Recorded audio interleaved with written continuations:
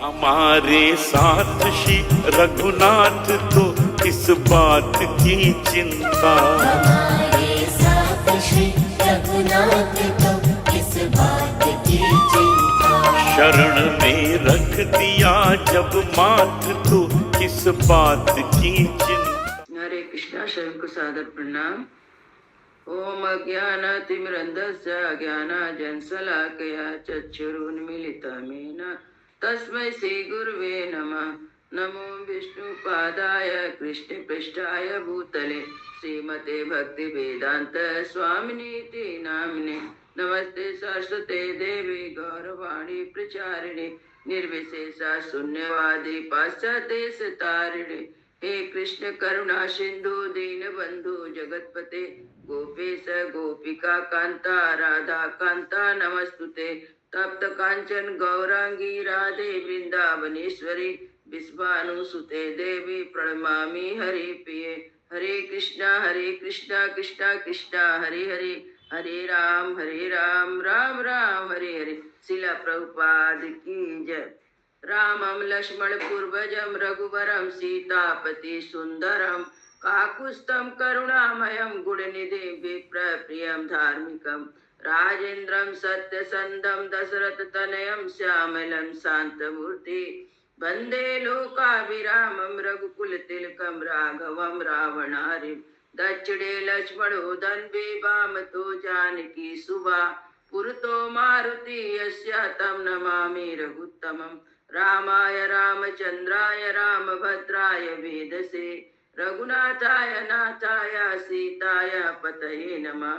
सियावर रामचंद्र की जय, पवन सुत हनुमान की जय। श्री सीता रामचंद्राभ्यां नमः। वाल्मीकि रामायण की जय। हमने एकादश पाठ का 11वां अध्याय का पाठ किया था। आज 12वां अध्याय का पाठ करेंगे, द्वादश सर्ग का पाठ करेंगे। एकादश में था कि राजा दशरथ अपने मित्र रोमपाद के यहाँ से जाकर शांता और उनके पति ऋषिंग को लाते हैं और लाने के बाद उनका बड़ा राजा दशरथ शंख और धुंधुबी आदि ध्वनि के साथ विप्र ऋषिंग को आगे करके अपने सजाए नगर में प्रवेश किया। उनको लेके नगर में प्रवेश करते हैं और ऋषि को देख के सब नगरवासी बहुत प्रसन्न होते हैं। और राजा फिर उनको लाके शास्त्र विधि से अपने महल में लाके शास्त्र विधि के अनुसार उनका पूजन किया। और सब रानी जो रानियां थी वो बहुत खुश होती है और शांता अपने पति के साथ महल में रहने लगती। द्वादश सर्ग। राजा का ऋषियों से यह कराने के लिए प्रस्ताव। ऋषियों का राजा को मंत्रियों को यज्ञ की आवश्यक तैयारी करने के लिए आदेश। ऋषि लोग राजा को आज्ञा देते हैं कि कैसे यज्ञ करना है, तैयारी करने के लिए। राजा उनके मंत्रियों को यज्ञ की आवश्यक तैयारी करने के लिए आदेश देना। तथा काले बहुविधे कश्चित् सुमनोहरे बसन्ते सनु समनु प्राप्ते राज्ञो यष्टिमा मनो अभवत्। तदंतर बहुत समय बीत जाने के बाद कोई परम मनोहर दोष रहित समय प्राप्त हुआ। अशुभ समय मिला उनको। उस समय बसंत ऋतु का आरंभ हुआ था। राजा दशरथ ने उसी शुभ समय में यज्ञ आरंभ करने का विचार किया। तथा प्रणम शीर्षा तम विप्रम देव वर्णिनम यज्ञाय वर्यामासा संतार्थम कुलस्य च। तत्पश्चात उन्होंने देवपम कांति वाले विप्रवर ऋषिंग को मस्तक झुकाकर प्रणाम किया और वंश परंपरा की रक्षा करने के लिए पुत्र प्राप्ति के निमित्त यज्ञ कराने के उद्देश्य से उनका वरण किया। तथेति च स राजन् वाचा वसुधाधिपा संभारा संभ्रियन्तं ते तुरगश्चा विमुच्यताम्। सरवस्य उत्तरे तीरे यज्ञ भूमि विधीयताम्। ऋषि सिंह ने बहुत अच्छा कहकर उनकी प्रार्थना स्वीकार की। उन पृथ्वीपति नरेश ने कहा, राजन, ऋषि सिंह कहते हैं, राजन, यज्ञ की सामग्री एकत्र कराइए और भूमंडल में भ्रमण करने के लिए आपका यज्ञ संबंधी यश छोड़ा जाए और सरयू के उत्तर तट पर यज्ञ भूमि का निर्माण किया जाए। ऋषि तब राजा को कहते हैं, ततो आब्रीन रिपो वाक्यम ब्राह्मणन वेद पारगान सुमंत्र वाह्य क्षिप्रम ऋत्विजो ब्रह्मवादिना सुयज्ञं वामदेवं च जवालिमता काश्यपं पुरोहितं वसिष्ठं च ये चान्ये द्विजसत्तमा। तब राजा ने कहा सुमंत्र से, सुमंत, तुम शीघ्र ही वेद विद्याओं के पारंगत ब्राह्मणों तथा ब्रह्मवादी ऋत्विजों को बुला ले आओ और सुयग, वामदेव, जवाली, कश्यप, पुरोहित, वशिष्ठ तथा अन्य जो श्रेष्ठ ब्राह्मण है उन सबको भी बुला के ले आओ। तथा सुमंत्वरितम गत्वा त्वरित विक्रमा सामान्यता साताना सर्वान समस्तान वेद पारगान। तब शीघ्र ही सुमंत तुरंत जाकर वेद विद्या के पारगामी उन समस्त ब्राह्मणों को बुला लाए। तान पूजित्वा धर्मात्मा राजा दशरथ तथा धर्मार्था सहितम युक्तम सलक्षणम वचनम अब्रवीत। धर्मात्मा राजा दशरथ ने उन सब का पूजन किया और उनसे धर्म तथा अर्थ से युक्त मधुर वचन कहा। ममताप्यमानस्य पुत्रार्थम नास्ति वे सुखम पुत्रार्थम है मेधेना यच्मा इति मतिर्ममा। महर्षियों, मैं पुत्र के निरंतर दुखी रहता हूँ, उसके बिना इस राज आदि से मुझे सुख नहीं मिलता है। अतः मैंने यह विचार किया है कि पुत्र के लिए अश्वमेध यज्ञ का अनुष्ठान करूं। तदहम्यष्टुम इच्छामि है मेधेन कर्मणा ऋषि पुत्र प्रभावेणे कामान प्रयास्यामि चाप्यहम्। इस संकल्प के अनुसार मैं अश्वमेध यज्ञ का आरंभ करना चाहता हूँ। मुझे विश्वास है कि ऋषि पुत्र सिंह ऋषि के प्रभाव से मैं अपनी संपूर्ण कामनाओं को प्राप्त कर लूंगा। तथा साध्वी तद्वाक्यं ब्राह्मणा प्रतिपूजयन् वसिष्ठा प्रमुखा सर्वे पार्थिवस्या मुखाच्युतम्। राजा दशरथ के मुख से निकले हुए इस वचन की वशिष्ठ आदि सभी ब्राह्मणों ने साधु साधु कहकर बड़ी सराहना की। ऋष्य सिंह पुरोगाश्च प्रत्युचु निपतिं तथा संभारा संभ्रियांतं ते तुरगश्च विमुच्यताम् सरयो वश्चुतरे तेरे यज्ञ भूमि विधीयताम्। इसके पश्चात ऋषि सिंह आदि सभी महर्षियों ने उस समय राजा से पुनः यह बात कही, महाराज, यज्ञ सामग्री का संग्रह किया जाए, यज्ञ संबंधी अश्व छोड़ा जाए और सरयू के उत्तर तट पर यज्ञ भूमि का निर्माण किया जाए।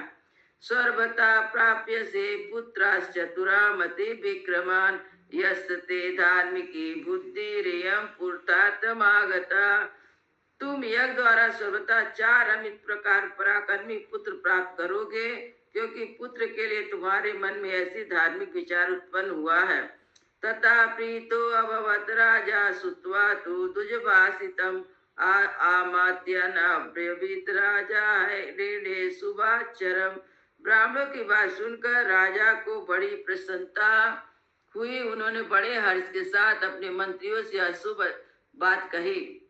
गुरुणा वांछन शीघ्रम संभारा संभ्रियन्तु मे सामर्थ्यम अधिष्ठाश्च सोमोपाध्याय विमुच्यताम्।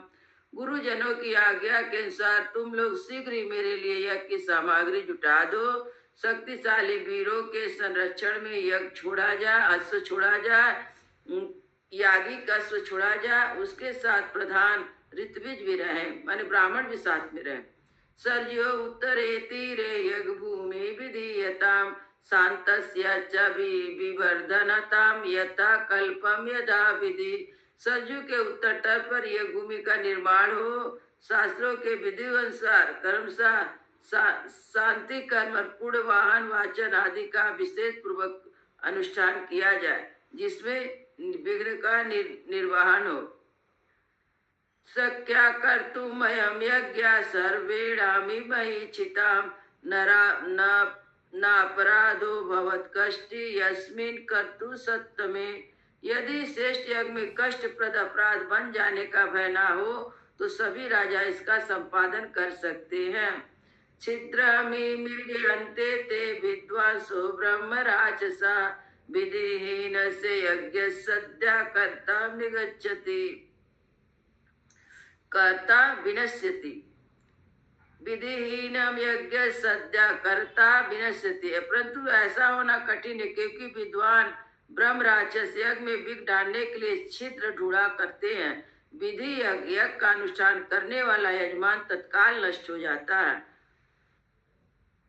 कहते विधि बिना विधि का जो यज्ञ करता है उसका यजमान जो कराने वाला होता है वो नष्ट हो जाता है। तथा तथा विधि पूर्वम में क्रतुरेश समाप्यते तथा विधानम क्रियाताम सामर्था करणेषु। तथा मेरा यह यज्ञ जिस प्रकार विधि पूर्व संपूर्ण हो सके वैसा उपाय किया जाए। तुम सब लोग ऐसे साधन प्रस्तुत करने में सामर्थ्य हो। तथेति च तथा सर्वे मंत्रिणा प्रत्य पूजयन् पार्थिवेत्रस्य तत्वाक्यम यज्ञ यथा यज्ञ अकुर्वत। तब बहुत अच्छा कहकर सभी मंत्रियों ने राजराजेश्वर दशरथ के उस कथन का आदर किया और उनकी आज्ञा के अनुसार सारी व्यवस्था की। ततो दुजास्ते धर्मज्ञम स्तुवन् पार्थिवर्षभा अनुज्ञाता तथा सर्वे पुनर्जगुर्यथागतम्। तत्पश्चात ब्राह्मणों ने भी धर्मज्ञ निरपेक्ष दशरथ की प्रशंसा की। उनकी आज्ञा पाकर वे सब आज जैसे आए थे वैसे फिर चले गए। गतेषु तेषु विप्रेषु मंत्रिणस्तान् नराधिपा विसर्जित्वा स्वयमेषा प्रविशं महामति। उन ब्राह्मणों के चले जाने पर मंत्री को विदा करके महाबुद्धिमान नरेश अपने महल में गए। इत्यर्थे श्रीमद् रामायणे वाल्मीकि आदि काव्ये बालकांडे 12 सर्गा। इस प्रकार श्री वाल्मीकि निर्मित आर्ष रामायण आदि काव्य के बालकांड 12वां सर्ग पूरा हुआ। मंगल भवनय मंगलहारी द्रवौ सो दशरथ अजीर बिहारी। राम सिया राम जय जय राम।